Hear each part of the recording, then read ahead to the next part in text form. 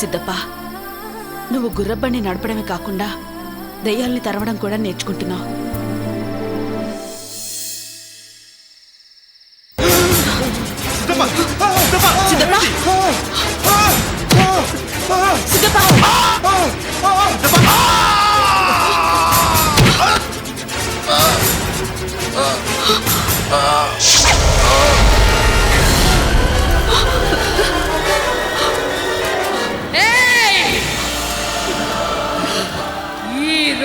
వీడు చచ్చాడు, రేపు నీ బిడ్డలు, ఎల్లుండి నీ భర్త, ఆ మరునాడు నువ్వు నీ దైవం మొత్తం అందరినీ సమూలంగా నాశనం చేస్తాను.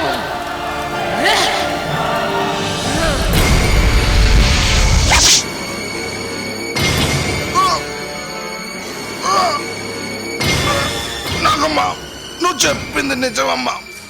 దెయ్యాలు తరమడం అంటే గుర్రం బండి నడిపినంత తేలిక కాదమ్మా.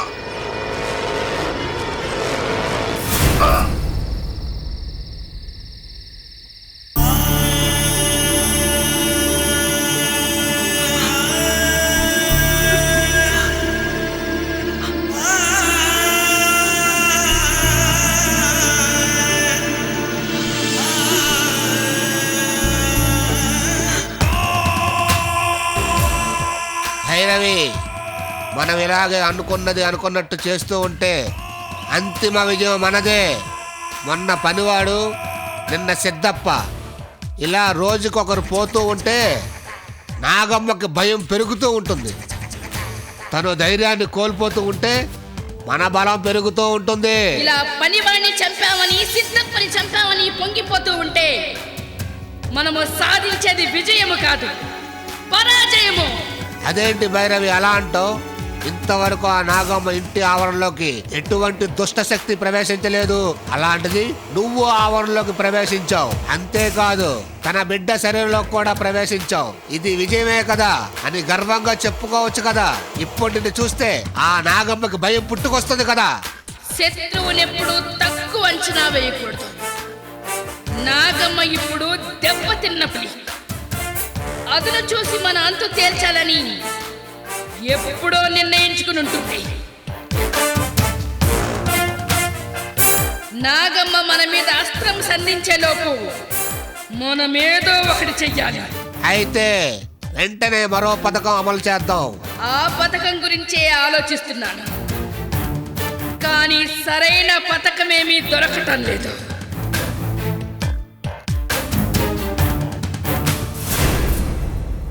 నేను ఒక ఆలోచన చెప్పనా? ఏంటి? మనం నాగ పౌర్ణమి వరకు వేచి ఉండి దైవ విగ్రహం భూగర్భంలోకి వెళ్ళిన తర్వాత నాగమ్ముని రక్త తర్పణం చేయనీయకుండా ఆపితే దైవ విగ్రహం మళ్ళీ భూగర్భం నుండి బయటకు రాకుండా ఆగిపోతుంది. దాంతో దైవం శాశ్వతంగా భూస్థాపితం అయిపోతుంది అనుకున్నాం. కానీ మనం నాగ పౌర్ణమి వరకు వేచి ఉండడం మంచిది కాదు. ఈలోపు నాగమ్మని ఏదో రకంగా దెబ్బతీయాలి. అయితే నేను చెప్పినట్టు చెయ్యి. చెప్పు, ఏం చేయాలి?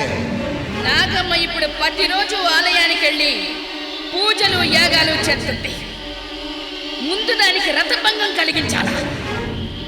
నాగేశ్వరీదేవి విగ్రహం భూస్థాపితమయ్యే సమయానికి అది పిచ్చిదై ఆత్మహత్య చేసుకునే పరిస్థితి కల్పించాలా. అయితే మనం ఎవరు గురి పెట్టాలా? నాగమ్మ భర్తకి. ఆ!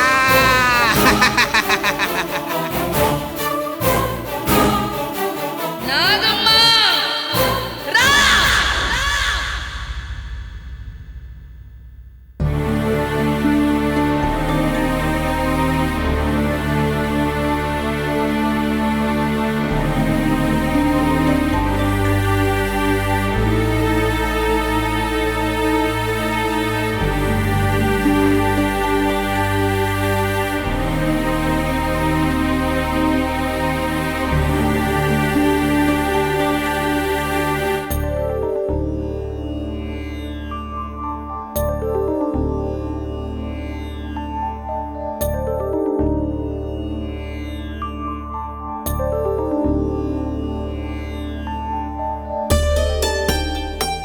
ఇప్పుడున్న ఈ ప్రమాదకర పరిస్థితులు నువ్వు ఆలయానికి వెళ్ళటం ఎంతవరకు శ్రేయస్కరం? ఒక మంచి పని తలపెట్టినప్పుడు ఎన్నో అడ్డంకులు అవాంతరాలు ఎదురవుతూ ఉంటాయి. ప్రమాదాలకు భయపడి శుభకార్యాన్ని చేయకుండా ఆపడం మనకి శ్రేయస్కరం కాదు. పైగా అది దైవ కార్యం. నేను అమ్మవారి కరుణా కటాక్షాలతో పుట్టాను. చెప్పాలంటే దైవశక్తితో పుట్టాను. ఎట్టి పరిస్థితుల్లోనూ వెనుకడుగు వేయను. దైవ కార్యాన్ని విరమించుకోమని కదా నా ఉద్దేశం. నీ ప్రాణాలకు ఏమైనా అవుతుందేమోనని. అమ్మవారి అండ నాకున్నంత వరకు నా ప్రాణాలకేమీ కాదు. ఒకవేళ దైవకార్యం కోసం నా ప్రాణాలు అర్పించాల్సి వస్తే సంతోషంగా అర్పిస్తాను. నా భయమంతా మీ గురించి, పిల్లల గురించే. మీరు జాగ్రత్తగా ఉండండి. పిల్లలకి ఏం భయం లేదు. నేను జాగ్రత్తగా చూసుకుంటాను. పద, నేను నీతో పాటు వచ్చి పూజ సామాగ్రి పెట్టొస్తాను. పిల్లలు ఒంటరిగా ఉన్నారు. మీరిక్కడే ఉండండి. మన ఇంట్లో అమ్మవారి శక్తి చక్రం ఉందిగా, అందువల్ల మన ఇంటి గుమ్మం దాటి ఎలాంటి దుష్టశక్తి లోనికి రాదు. మన పిల్లల్ని ఇంట్లోనే ఉంచి బయలుదేరదాం. పిల్లలు, నేను వెళ్ళి 2 గడియల్లో వచ్చేస్తాను. మీరు ఇంటి దగ్గరే జాగ్రత్తగా ఉంటారు కదూ? అలాగే నాన్నగారు. వెళ్ళొస్తానమ్మా. జాగ్రత్తగా ఉండండి. మళ్ళీ చెల్లిని జాగ్రత్తగా చూసుకుంటావుగా? అలాగే అమ్మా.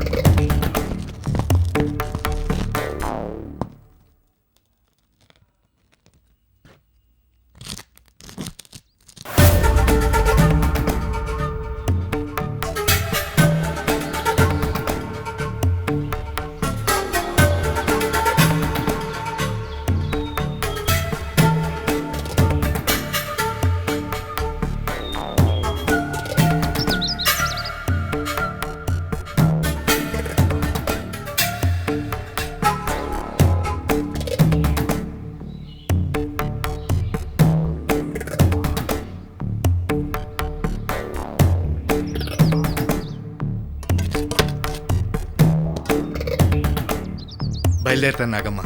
అలాగే.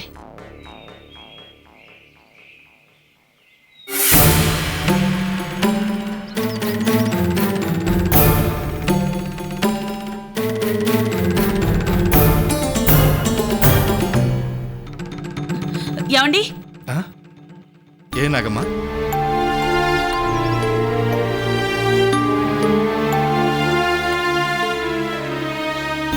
చేయి చూపించండి.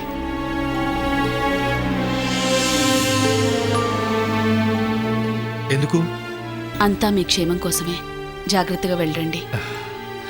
వస్తాను.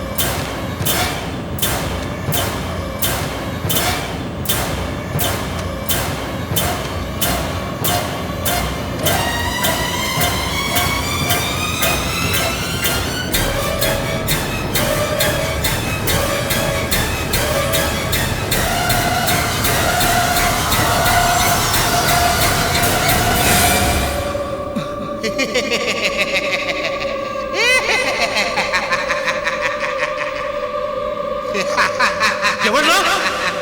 ధైర్యం ఉంటే ముందుకు రండి. ఎవర్రా?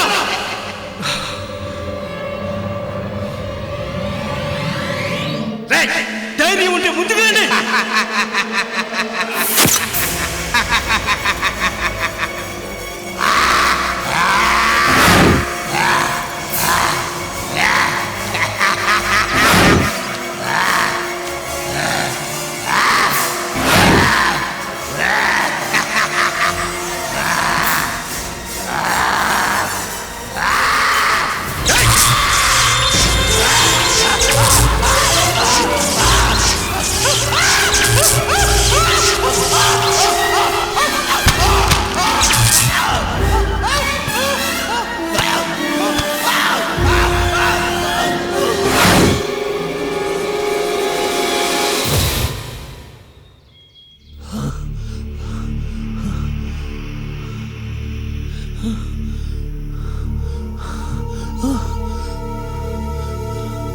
ఏమైంది?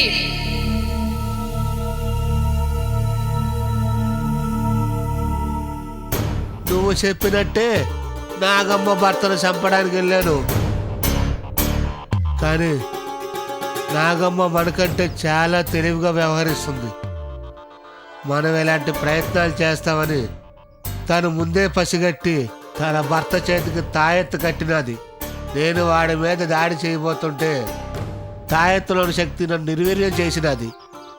నేను ఏమీ చేయలేకపోయినాను. క్షమించు భైరవి. ఇడిసిపెట్టదాన్ని, ఇడిసిపెట్ట. సర్వ పేటల్ని తీసుకుపో. దాని పూజని భగ్నం చెయ్యి. అది ఆలయం వదిలి బయటకు వచ్చినాక సంపండి దాన్ని.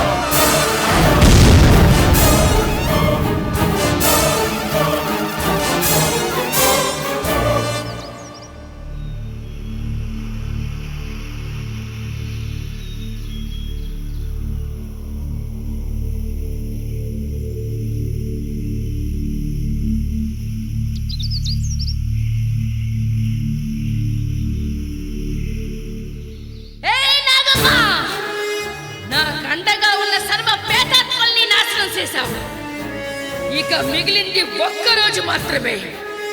రేపు రాత్రికి నాగ పౌర్ణమి వస్తుంది.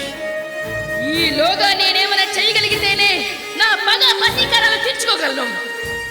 ఇప్పుడు నేను ఒంటరిని అయిపోయానే. ఇక నాకు దిక్కెవరు? అండ ఎవరు? ఎవరి ద్వారా నా పగ ప్రతీకారాలు తీర్చుకోగలను? ఎవరు? ఎవరు నాకు సాయం చేస్తారు? ఎవరు?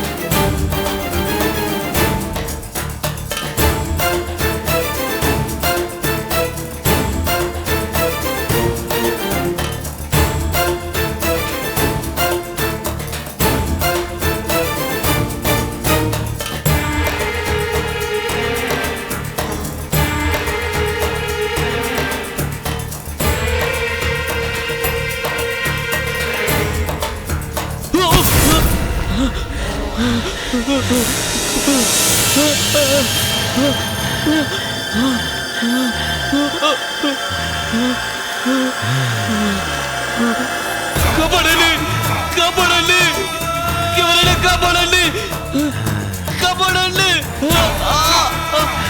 కాపాడండి, కాపాడండి, ఎవరు ఎవరు లేరా? కాపాడండి, కాపాడండి, కాపాడండి, కాపాడండి.